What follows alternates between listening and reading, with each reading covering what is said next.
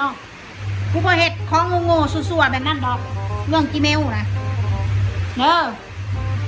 ถ้ากูอยากด่ากูด่าเองโลดจ้ากูบ่มาหาสั่งกิเมลไปด่าผู้นั้นด่าผู้นี้หรอกบักอีมอนกับบักเผ็ดร้อยเมลสั่นโอ้ยกูบ่เฮ็ดมันหกกูช่องกูมันเป็นช่องทำมาหากินพี่น้องบ่เฮ็ดดอกเลยนะคะ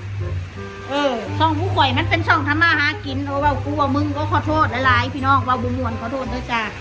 ผู้ข่อยบ่เฮ็ดกระจอกงอกง่อยแบบนั้นดอกสิไปหาสั่งกิเมลไปด่าคนน่ะข่อยบ่เฮ็ดจะไปทำเพื่ออะไร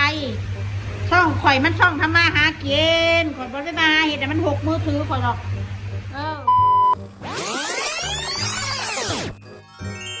สบายดีพี่น้อง ขอฝากเนื้อฝากตัวแน่เด้อ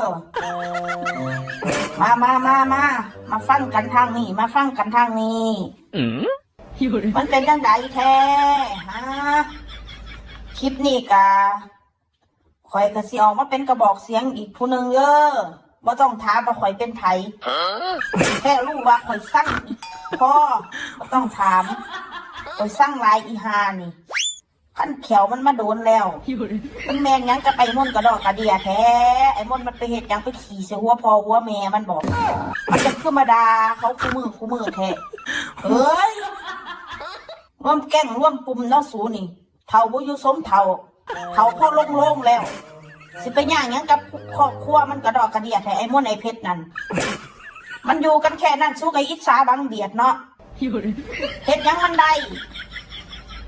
แต่ให้ได้แต่ห้องได้แต่ด่ามันแต่ละมื้อแต่ละวันผู้ข่อยบ่เฮ็ดกระจอกงอกง่อยแบบนั้นดอกสิไปหาสั่งกิเมลไปด่าคนน่ะข่อยบ่เฮ็ด